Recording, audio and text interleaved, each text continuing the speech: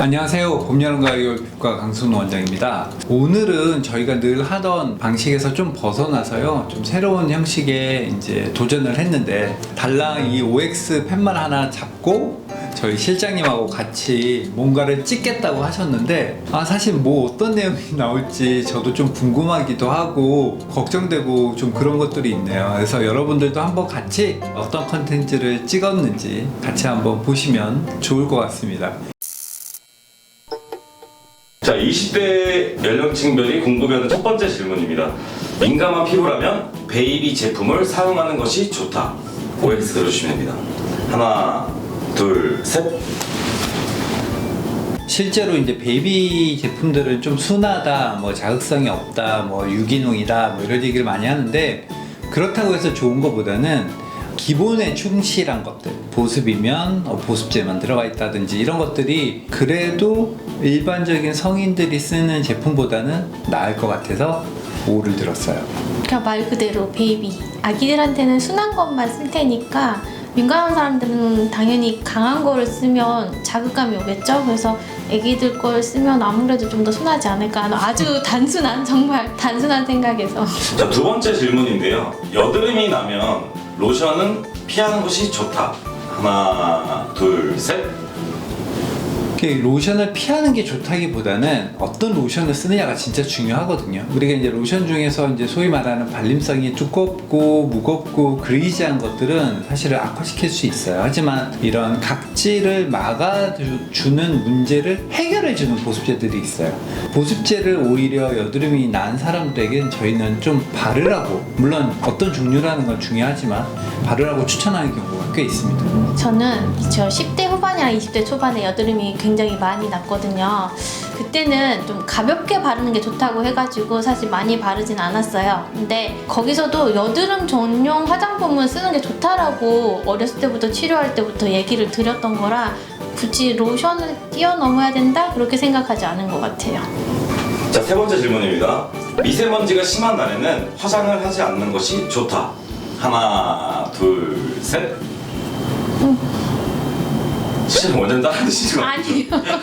미세먼지가 많은 날에 화장을 하지 말라고 할 수는 없어요. 이 미세먼지라는 게 이게 파티클이 정말 작거든요. 굉장히 공중에도 부유하는 성질이 강한 아주 작은 미세 가루들인데, 이러한 것들이 문제가 되는 경우들은 모공에 끼거나 잔여물로 우리 피부에 남아서 문제가 되는 경우들이 있는데, 화장을 안 한다고 해서 뭐 덜하고 이런 건 아니에요. 중요한 거는 세안이에요. 세안. 화장을 했어도 안 했어도 미세먼지가 많은 날은 세안을 꼼꼼하게 잘해주는 게 중요합니다. 원장님 설명을 듣고 나서 얘기를 하니까 좀 그런 것 같은데. 다음번에 원장님 미세먼지가 굉장히 입자가 작다라고 얘기를 하잖아요. 그래서 이게 화장을 하나 안 하나 상관없이 미세먼지 심한 날에는 클렌징을 좀 잘 해야 된다고 생각을 하거든요.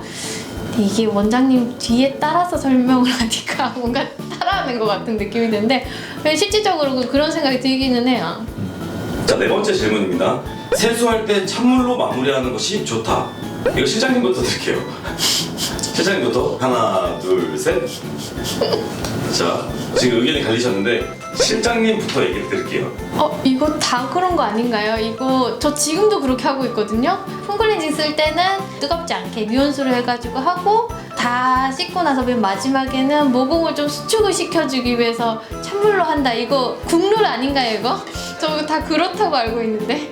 그러니까 실제로 한 10년 전에는 화장품 트렌드에서 이제 수렴 효과라고 해서 모공을 조여준다, 뭐 모공을 닫아주는 역할을 해준다고 해서 마지막에 알코올로 마무리하는 경우들도 있었어요. 그런데 이제 결론적으로 얘기하면 그렇게 온도를 낮추거나 차갑게 하거나 알코올로 하거나 찬물로 한다고 해서 실제로 모공이 주는 건 아니에요. 하지만 피부 온도 자체는 떨어지기 때문에 시원하고 개운한 효과를 느끼는 거죠. 그거를 모공이 줄어드는 효과로 착각하는 거죠. 마무리를 찬물로 하는 게 잘못된 게 아니라 찬물로 한다고 해서 모공이 줄지는 않는다. 그런 뜻이죠. 다음 질문입니다. 쌀뜨물 물로 세안을 하면 피부에 효과를 볼 수 있다. 하나, 둘, 셋. 쌀뜨물이 이제 결국은 약간의 알칼리성이거든요. 네, 그것 때문에 각질 정리에 효과가 좀 있어요. 그런 이유로 이제 쌀뜨물로 세안하는 경우들이 좀 있죠. 근데 요즘은 사실 세안제 제품들이 좋은 게 많아서요. 굳이 쌀뜨물까지 떠가면서 밥 먹을 때 그 물을 만들어서 굳이 그럴 필요 있을까 생각이 듭니다. 저는 제 생각이라기보다는 예전부터 항상 쌀뜨물로 세안하면 좋다라는 얘기를 많이 들어서 그냥 고정관념처럼 그렇게 생각하고 있는 것 같아요. 실장님 쌀뜨물로 세안해보신 적 있으신가요? 네, 저도 10대, 20대 때 여드름 좀 많이 났다고 했잖아요. 그때 이제 피부에 한창 관심 있을 때 막 해본 적 있는 것 같아요. 근데 딱히 뭐 효과가 있었다기보다 그냥 좋다고 하니까 그냥 해본 정도? 10대 연령층이 궁금해하는 첫 번째 질문 바로 가겠습니다. 화장품은 단계별로 다 발라주는 것이 좋다. 하나, 둘, 셋. 글쎄요.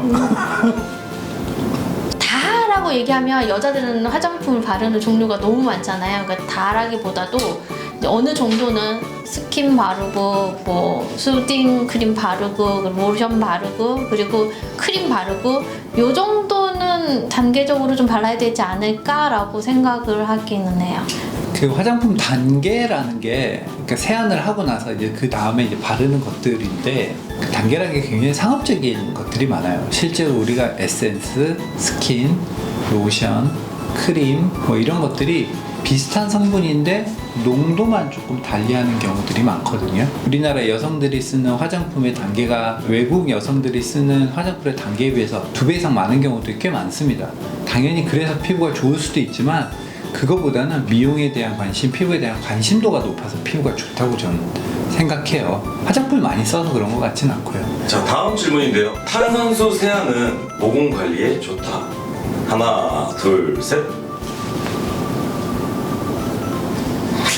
탄산수 목 넘길 때 이렇게 약간 따끔따끔 하잖아요. 그래서 피부 자체에 좀 자극이 되지 않을까 하는 아주 단순한 생각이었습니다. 탄산수에 관한 연구 결과는 솔직히 모르겠어요. 어떻게 됐을지. 그런데 제가 왜 이거를 그럼에도 불구하고 X를 들었냐면 모공을 개선시키는데 무언가 세안으로 해결을 할 수 있다는 생각을 반대합니다.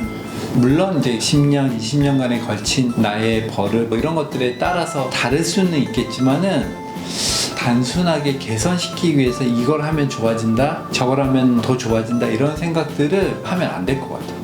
그냥 세안에 대한 만족감 뭐 이런 것들은 있을 수 있겠지만 모공이 좋아질 것 같지는 않아요. 자, 다음 질문입니다. 베이킹소다, 식소 같은 이런 제품이 기미를 없애는데 효과가 있다. 하나, 둘, 셋. 효과가 있을 수 있어요. 베이킹 소다나 이제 식초 같은 것들은 알칼리 염기성의 극단 그리고 산성의 극단에 있는 것들이거든요. 근데 우리가 이제 색소를 좋아지게 하기 위해서 여러 가지 필링을 해요. 이 필링도 염기성이 아주 강한 것, 산성이 강한 것으로 필링을 하거든요. 그러면 실제로 색소가 좋아지고 피부에 개선이 되는 걸 저희들은 볼 수가 있어요. 그렇기 때문에 동그라미 들었지만 하시면 안 돼요. 베이킹이라든지 식초들은 알칼리의 농도가 굉장히 높은 것들이기 때문에 집에서 잘못 컨트롤하면 화상을 입습니다. 저는 이제 그런 걸 많이 보는데 뭐 무좀이다 이런 것 때문에 발에다가 식초를 담그고 병원에 오시는 분들이 많아요. 화상을 입어서 오시는 거거든요. 효과가 있지만 잘 컨트롤되고 전문가에게 시술을 받아서 해야지 소위 말하는 민간요법으로 집에서 의미로 만들어서 쓰면 문제가 됩니다. 효과는 있지만 하지 마세요. 베이킹소다로 얼굴을 세안한다는 건 전 시도조차 안 해볼 것 같아요. 사실 예전에 식초를 먹으면 몸에 좋다고 해가지고 어릴 때 식초를 한 모금 한 정도 먹어본 적 있어요. 그냥 다이렉트로. 개원했겠죠 바로. 그런 식으로 이게 정제되지 않거나 뭔가로 되어 있는 게 아니라면 사실 좀 해가 되지 않을까라는 생각을 해요. 자, 다음은 40대 연령층이 궁금해하는 첫 번째입니다. 아침에는 물 세안만 하는 것이 좋다. 하나, 둘, 셋. 제가 얼굴에 피지량이 많아요. 아침에 물세안만 하면 일하는 중간에는 세안을 하지 않잖아요. 저녁 때까지 세안 안 하게 되는데 그러면 오후 정도쯤 되면 얼굴이 너무 기름져요. 저 같은 경우는. 그러니까 저는 딱 진짜 제 입장에서 얘기를 하는 거예요. 아침에 이제 물세안만 해도 괜찮을 거다라고 얘기하는 거는 밤에 이제 화장을 하지 않고 주무시기 때문에 밤에 되면 일정 성분 증발하기도 하고 침구류라든지 이런 데 얼굴이 비벼지면서 많이 날아가 버리거든요. 그렇기 때문에 아침에는 그냥 가볍게 물세안만 하라고 했는데 사실 우리 실장님처럼 이렇게 피지가 많다면 비누세안이나 해야죠. 자고 일어났는데도 피지가 이렇게 올라와 있을 정도면 사실 좀 많은 양이니까 그때는 세안을 해줘야 되겠죠. 다음 질문은 수분 공급과 주름 예방을 위해서는 미스트를 자주 뿌려야 된다. 하나, 둘, 셋. 들어봐요. 일단 저처럼 이제 상담을 하거나 하게 되면 이제 화장을 하게 되잖아요. 화장한 상태에서 뭔가 보습을 하기가 힘드니까 거기에서는 미스트가 최선이 아닐까 생각을 해요. 아무래도. 이렇게 일반인들이 생각을 하시죠. 이 미스트라는 제품 자체가 이제 지금 광고를 하거나 홍보를 할 때 수분 보충을 즉각적으로 해주고 수분에 도움이 된다는 식으로 이제 사람들한테 많이 홍보를 하기 때문에 그런 식으로 인식이 있는데 원래 목적은 얼굴에 진정작용이 있어요. 그 얘기가 뭐냐면 미스트를 얼굴에 뿌렸을 때 화장을 한 상태에서 뿌리기가 가장 용이하기도 하지만 주로 미스트는 여름에 사용하는 제품이거든요. 그래서 우리가 뿌리면 아주 작은 물방울로 맺힌 다음에 쉽게 또 증발해서 날아가요. 그러다 보면 이 증발력이라고 해서 앞마당에다가 물 뿌리잖아요. 그러면 집안이 좀 시원해지는데 이게 물이 날아가면서 옆에 있는 열기를 물고 같이 도망가거든요. 그런 효과가 있어요. 그래서 미스트를 뿌리고 조금 있으면 되게 얼굴이 시원해지는 느낌이 나요. 근데 그건 물기가 도망가기 때문에 그런 거거든요. 그래서 여름에 미스트를 뿌리면 굉장히 진정 효과가 좋습니다. 그런데 겨울에 사무실에서 히터를 쓰면 얼굴이 마르잖아요. 그럴 때 막 뿌리죠. 그러면 뿌릴 땐 당장 보습이 되는 거 시원하지만 그 녀석이 오히려 물기를 물고 도망가 버려요. 그래서 얼굴이 더 마릅니다. 그래서 그럴 때는 얼굴에 물기가 도망가지 않는 보습제를 발라주는 게 맞고요. 그런 식으로 이제 얼굴을 관리하셔야 됩니다. 그래서 사실 미스트 사용법을 모르시는 분들이 꽤 많아요. 그럼 미스트는 여름용인가요? 주로 여름에 쓰는 겁니다. 주로 여름에. 자, 다음 질문입니다. 물을 많이 마시는 게 피부에 좋다.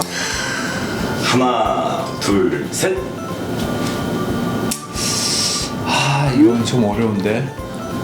이거는 X를 드릴게요. 이거는 그냥 만인이 다 아는 사실 아닌가요? 그래서 하루에 뭐 2리터 정도 물을 먹어야 되고 뭐 물을 2리터 동안 뭐 2달 동안 먹었더니 피부 주름이나 이런 것들이 이렇게 변했다면서 막 나온 그런 자료들도 저 본 것 같아요. 이게 왜 고민이 되냐면 사실 이거에 대한 설전이 엄청 많아요. 의사들 사이에서도 이거 가지고 되게 말이 많거든요. 물이 많이 마셨을 때 얼굴에 도움이 된다는 논문도 있고요. 아니다, 선입견이다 이렇게 생각해서 너무 많이 마시면 뭐 신진대사가 오히려 파괴가 된다. 그래서 뭐 필요한 만큼만 마셔야 된다. 뭐 이런 게 있어요.